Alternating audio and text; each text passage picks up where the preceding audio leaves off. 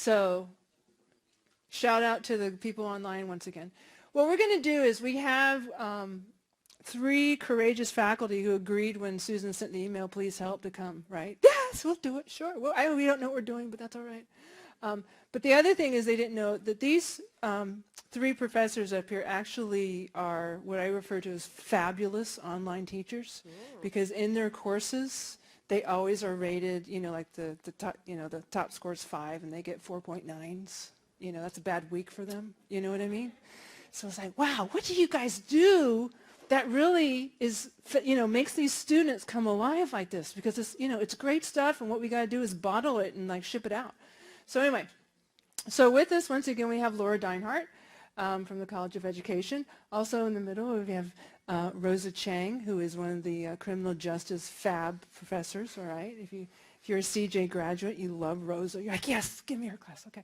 And on the end, joining us again is Mr. Joe Chili from Hospitality. So I have a couple of questions that they're going to talk about, all right? And we just want to keep this kind of loose, all right? I'm going to be walking also, so if you have a question or a comment or anything that you want to interject into it, let us know, and I'll come over and we can have a chat, all right, and have some fun with this. So like I said, this is more of a discussion about what works, what doesn't work, and kind of loosen it up a bit. You guys are a hard audience also, I noticed, throw out a couple of those jokes and you just looked at me like, really? Do I have to laugh? All right, so I'm hoping you loosen up a little bit more. All right.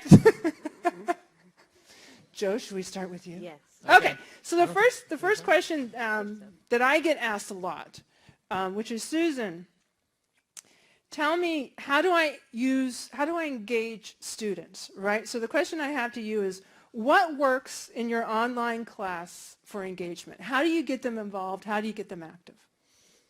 I think, well, first of all, the old adage of if you give everybody A's, you get good evaluations works. But I kind of have a philosophy of we really chunk things down a lot. So traditional education of midterm final exam or final project, we've kind of gotten away from.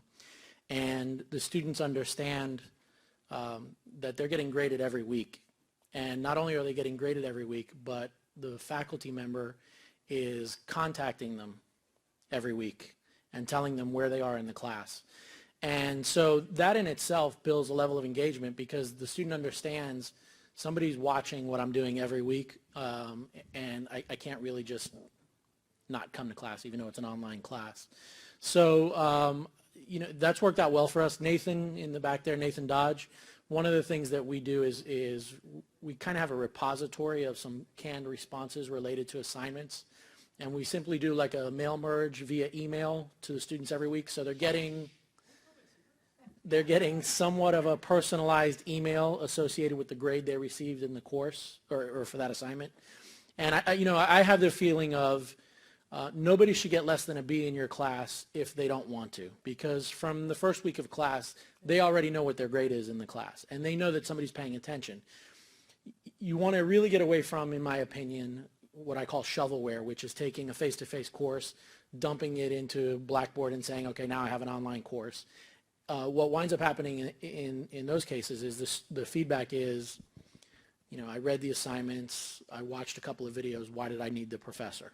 So I think, the professor really needs to be engaged from the very beginning so that the student understands that they're being watched and facilitating the learning environment. Thank you. That's great. So Rosa, you want to add your wisdom? Sure. Similar to what Joe said earlier, in order to engage students, I think one of the things, because in criminal justice we're such a large program, I always put my class in groups, and the students stay in the group the entire semester, the same group. So when they do discussion every week, they do it with their group. So for an online student, they don't feel that they are interacting with 90 other students, but they're actually interacting only with 10. Does that take a little bit more work for me? Yes, of course it does. But a little bit more time, it's invested in the class, but I think it is something that is necessary to do, to invest a little bit of time to engage students. Because in the discussion, when they have the group blogs, I call them group blogs because I use the blog instead of the discussion board. In the group blogs, every so often, I actually go in there. They have 2 deadlines, and I go in there and I said, how about this follow-up question? So they know that I'm also watching them, I guess. Not in a stalking way, but but that I'm also there. And I think having, I guess, engagement is a two-way street, if you may say. If we want our students engaged as faculty, we also have to be there, engaging them. So I guess I can think of a story at the beginning of this semester. I had a student who emailed me to my regular email, not through Blackboard, and he said that he was interested on signing up to my online class. And I just responded. I said, I have this, I'm doing this. He wanted to know how it was designed. So later on the semester, about 2 weeks ago, he came into my office. He said one of the reasons he decided to sign up for my class is because I responded to his email the day after he emailed me. And he said, I've taken some other classes online and professors don't answer me ever. So he said just by me answering him, that was one of the things that made him sign up for the class. So I think I told you she's fabulous, didn't I? She's fabulous. Yes. So I always laugh with Susan and I say, I don't know why you always call me fabulous. I'm just doing my job. So I think it's important to have the professor be at least indicate or show that we want to help them. And by ignoring them, I don't think we're helping them. So I like to answer students when they reaching out, because not many of them have the courage to reach out. So when they do, I answer. That's a great point. I have nothing Laura. to add. You have nothing to No, add. I'm kidding. Thank you, Laura. Okay. Let me just say that when I started this process, I was shoveling whatever it was that you said. I was doing that. Like, I had classes where I just put material on and I just expected students to kind of do it because I didn't really know what I was doing, frankly. And it's been a little while now, so in terms of experience, I think that every single semester I learned something new. There's no doubt about that. And sometimes students teach me more than, I'm not trying to be silly, I'm being serious. They teach me sometimes a lot more than I teach them. But one of the things that I've learned to do is really use all of the tools available. So I rarely have students doing the same thing every week. So sometimes they're on a blog, sometimes they're in discussions, sometimes they have an assignment where no other students are involved and they're really just working on a project. Sometimes they have quizzes, sometimes they have exams, sometimes they have a video they have to post or they have to look for stuff. I have students draw things with their toes and then post that on a blog. So I try to use all the tools available so that I think at least I feel like they never get bored. They never feel like they're just getting on there to just do the same thing they did last week or have another discussion. I do think that when they are in discussions that having them in groups is really, really helpful because they don't feel like they have to read 200 other, I don't have 200 students, but 35 other posts and then have to respond to that, so they do more interaction in a sense. So I think that all of those things kind of help. I think my ID helps me a lot with figuring out little things and technological things that I can't, so I kind of quickly forward to her and just say, please, Erica, help me. I don't know how to answer this question, So asking for help is really important, and then, being involved and being engaged and responding is key. Thanks. Yeah, and I think it's interesting because the other thing I wanted to kind of talk to you guys about was a question that I get a lot, which is, Susan, how do you actually establish faculty presence, right? And I think to some extent you guys have kind of talked about this a little bit with that engagement, right? Which is they know that the professor's there, and they can turn to him. Do you guys perhaps have a story or something around faculty presence that you want to share with us in terms of being in the online setting? Let me start off with a story because I got one hit my head, but and then we'll go back and let you guys sit there and process for a minute. So one of the things at the College of Business that we do is, and I know I've seen all the other colleges, we kind of, at graduation, we get up, right, and we shake all the graduates' hands as they come through the line. And it's always a trip because I teach exclusively online. So I never know what my students look like. And they're coming through and all of a sudden they're like, oh, you're Dr. Clemens, oh my, and, you know, and they hug and kiss and all this great stuff. And it's like, wow, you know what I mean? And they don't, they kind of like, they sort of know you, but they don't really look at the name and then you say something and it's instant like, oh, wait, you know what, I got to give you a hug. And that's such a great feeling. But it just kind of reminds you of the fact, you know what I mean, that even though you don't see them and even though, you know, they're a name and a number and all this other stuff out there, you know, they do great homework and stuff, they're real people, right? And they're huggable and kissable and, you know, and that type of thing. So I think it's just a nice reminder from an online setting perspective that we have to kind of keep that focus, you know. You guys want to jump in with stories? Presents? Staring at each other.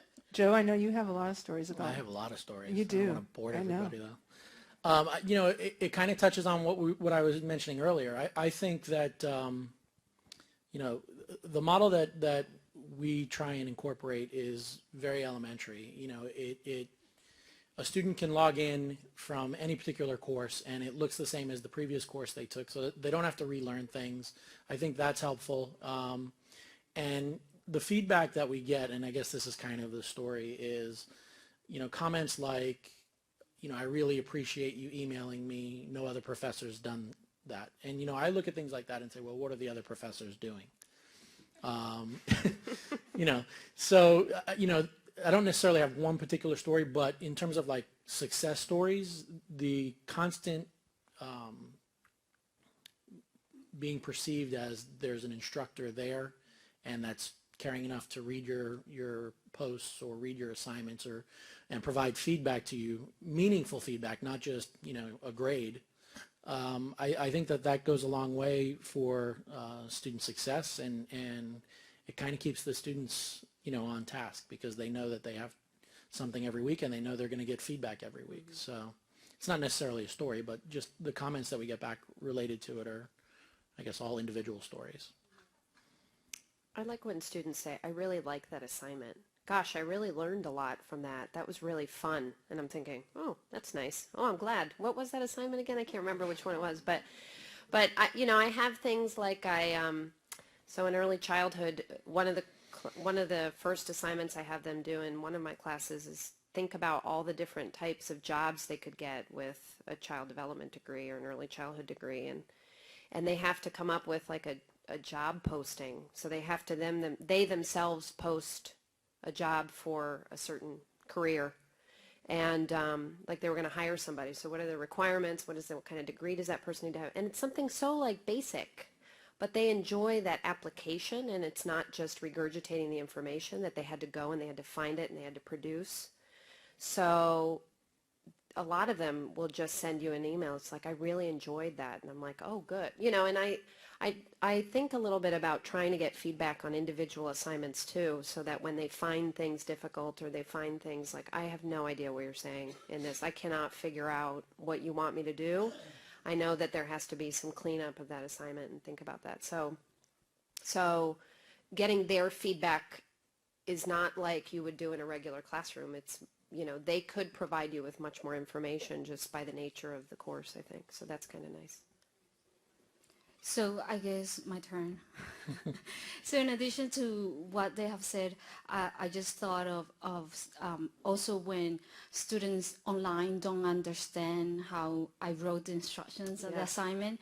What I did last semester, and I guess I should do it this semester too, but you know how things get. Not yet. I reserved some hours for 2 days, and I allowed students to either come to my office if they were near in the area, or they could call me so I could explain to them the project better. Because I think, you know, I always tell them it's easier for me to just talk about it than just type this whole email trying to explain, because it's just going to come through the same way that it's online. So I guess that I gave them the option that they could call me during those hours that I reserve. Mm-hmm. Yeah, it's interesting you say that, because that actually is a tool that I use. So like I ask them to give me their telephone numbers, like their cell numbers, right? Oh my gosh, my professor has my cell number. But then they forget.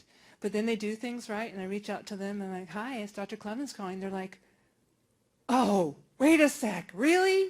And they like, half of them are like, you're calling me? Like, they go through this like complete, like I had to convince them. And then finally we get, have like the discussion we have to. But it's a trip because it's like no one's ever called them before, right? Yeah. Especially someone who's online. Oh, they're not, are you a real person? That's what you kind of feel like sometimes. Like my professor's a robot. So, yeah. Yeah. But no, I completely, I agree with you. You know what I mean? That if you can do office hours, or if you can have a, like I do, randomly I collect cell phones. So and just, hey, how's it going? Yeah. I have freaked a lot of them out doing that. I need to warn you. That may not be strategy everybody wants to use, but and the funny part about it is the ones who are most freaked out are also the ones who go, I'm so glad you called. Because I have da-da-da-da-da, or Yeah. something type of thing, which, makes it worthwhile. So, yeah, I totally agree. So the last one is do you guys have a story from your, one of your online classes that you will always remember because of the experience that you had or because something that has done in the class? Joe, I know you have to have a million of them. He's thinking. Let me think on that one. Hang on. Okay. He's going to think on That a that one. student has done? Or perhaps. Oh, I have a real good one, actually. Okay, there you go. I have a real good one. We teach cooking online. And when you said painting with your toes, I figured we can't do cooking with your toes. But we had an assignment where, the professor had a video of how to, I think it was cook a chicken, right? How to prepare the chicken and cook the chicken. And the assignment was the student was to use the same processes and video themselves going through the process.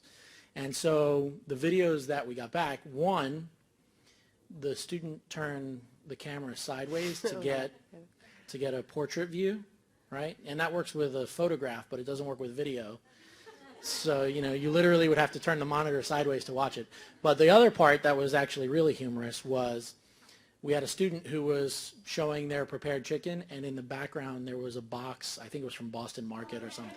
Oh, that's awesome. So, oops. Yeah. Yeah. That's a good one. Cooking with feet.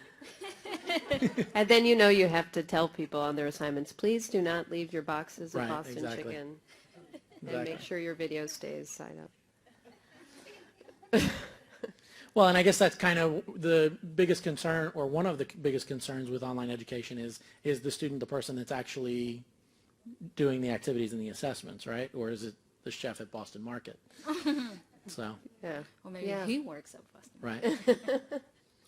That was the one he prepared at Boston Market. I did have a student, I do have some issues with the painting with your toes, which is, so the purpose of that assignment is they have to draw a self-portrait with their toes. And the reason is because we're talking about fine motor development in young children, and we're trying to get them to think about how difficult it is for children to start to think about grasping a pencil and drawing. And so we have adults do it with their toes because really your hands are, you should be fully able to do that. So try doing it with your toes and then write about your experience, and they have to post the drawing. And I think at some point I had someone that had this perfect portrait, and I went, you did that with your toes? And then she had done it wrong. I mean, she just basically said, I drew it, and then I don't know, she held it with her toes or what she did, that her feet were in the picture. Oh, no, I lie. She copied her toes. She literally drew her feet instead of drawing. So I'm like, oh, I got to clean up that description. Apparently I must have messed that one up. So she drew her feet instead of actually drawing with her feet. So little reading error. It happens. I'm not sure if you want me to share funny stories or like real success stories. It's up to you, Rosa. You are fabulous, so I'm sure I it's guess, wonderful. I guess since he shared a funny story, I'll share a funny story. This is the first semester I started teaching online, and it was my first time ever teaching online. And I think it was my first time ever here at FAU. So, do you know how in the introduction, you ask students, and that comes standard with online, that you ask them to introduce themselves and post a picture. So the first semester, I was looking through the introductions, and one of my students posted a picture of him in a club holding a vodka bottle. So, so ever since then, I decided to eliminate that bullet point. I don't ask them to post pictures. Because sometimes you get more than you wanted to. Yes. You do. Are there any questions in the audience? Anyone who has a question? You want to? Oh, there we go. Here we go. Comment? Very good. Let me congratulate all three of you for taking this step out there, and that's really admirable what you're doing. I just have two questions, and you can lump them into one if you want to. First, your class size, average class size. Speak to that. And secondly, if you say that there's presence, they're establishing a presence, exactly what would you do for somebody who is just starting to really get there? What's the quickest path to learning how to establish that presence? I think you've been talking about it, but if you had one advice to part on with us, what would you do? Joe, you want to start? Come on, I got to start all of them, huh? So, I could turn the question around and say, if you were teaching in a face-to-face classroom, how do you establish presence? And how do you engage students? Because I don't necessarily think there's a big difference. We fall into the trap of having somebody who may be extremely intelligent in their field, but in a classroom, they're monotone and very boring and not very engaging, and the students are on their phone playing games or on Facebook or whatever it may be. And so now you introduce that into an online environment because you need somebody to teach this class, and what's the difference? Now they have even more things to distract them from education. So I think the number one thing in terms of their presence is showing your involvement, right? You can't be the absentee professor who, here's the material, go through it, and you get a grade at the end of the semester. There has to be some level of engagement, and when I say that, we have like feedbacks and weekly quizzes and so on. It needs to be more than that. And of course, the first part of your question, the challenge is when you have a large class size, how do you deal with that? Dale's undergraduate class is 140 online. So how do we give meaningful feedback to 140 students every week? Smoke and mirrors. How would you do that in a face-to-face classroom? You'd have to end class 15, 20 minutes early to talk to each one of them that wanted to speak to you. And so, one of the ways that we do it is what I described earlier. We kind of have canned responses that continually get built on every semester, and they're specific to an assignment or an activity. And it takes a lot of time. You're grading the assignment anyway. Students in today's world, at least from my perspective, they want more than a letter grade. They want to know, yeah, you're on the right track, or you got this grade because you missed one little component, and maybe you should look here to get more information. So having those, canned responses where you're not really sending an individual email to 140 students, maybe 20% of those students got this grade and they're all getting this response, or 50% got a perfect score and they're getting a stay on the right track type thing.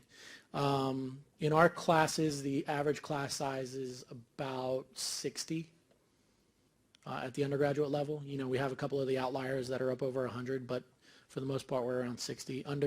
Graduate courses, we cap at 35.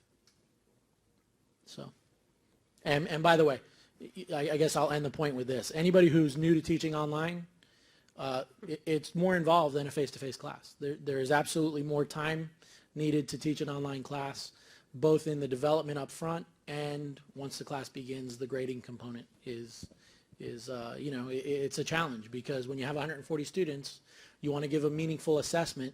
You can't grade 140 essays, especially at the end of the semester when grades are due, right? And so you really want to get away from multiple choice exams, okay? Put people in groups, have group assignments, And then you got to deal with the issue of peer evaluations and who did what and who didn't do what in the class. So there's no right or wrong answer. It's whatever, you think works for your particular class. I would agree with that.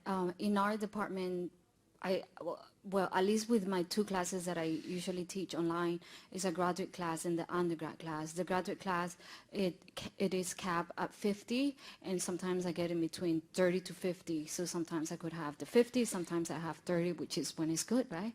And then the undergrad class could go up to 100, I think it is. I have my digital instructor from the department is there. So mine is 90, and I guess as I explained earlier, the way I try to have my presence there is every so often go in there in the discussion and make a comment or follow up with a question.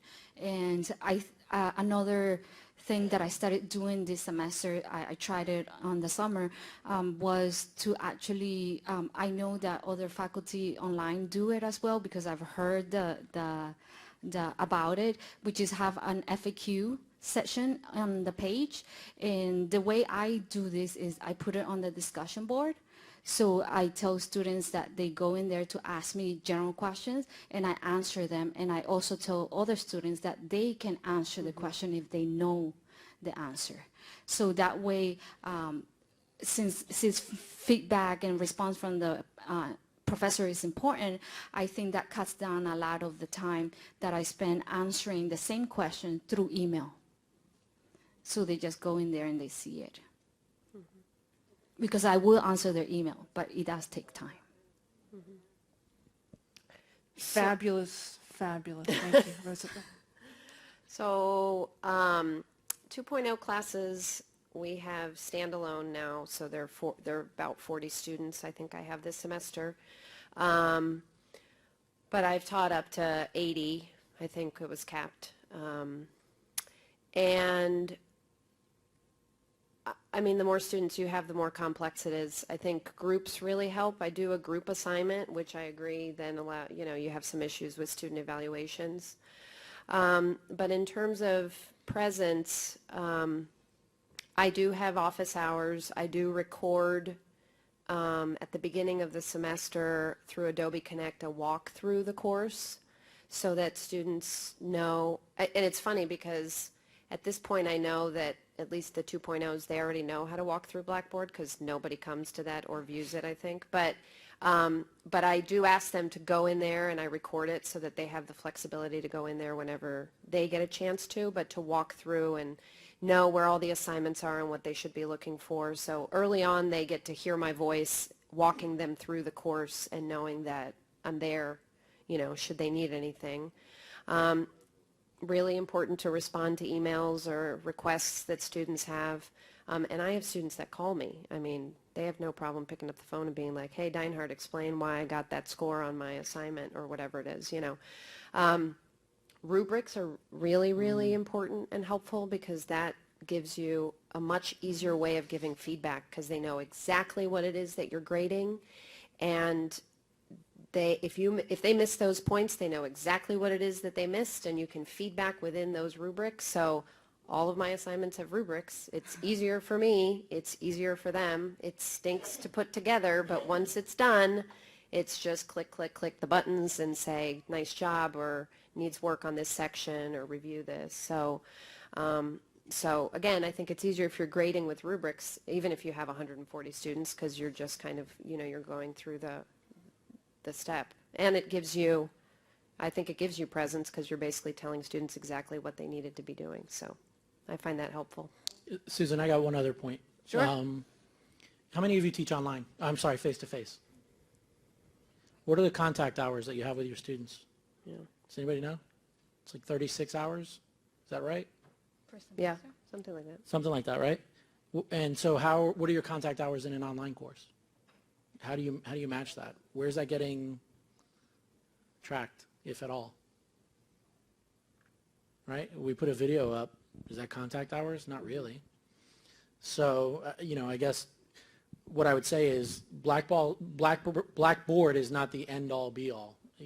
look outside of the box and see what other applications, third-party applications are out there that can help you engage students and try and get somewhere near this 36 hours. One other thing, and I use this all the time as my plug for why I teach online, but when you're in a class of 140 students and you're lecturing or talking, and how many of them actually talk back?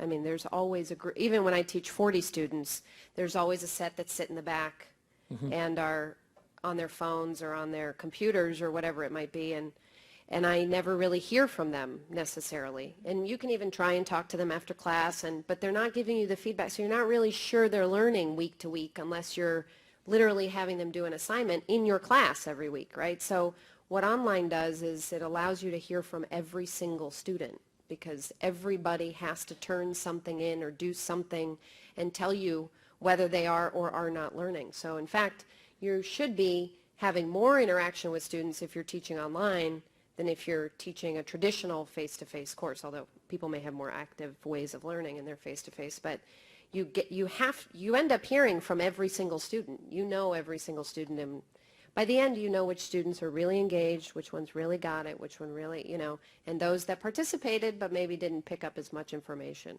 that you needed, you wanted them to get. So that matters. Great. Well, thank you so much, all right, for being fabulous and also for helping us, all right? We appreciate it.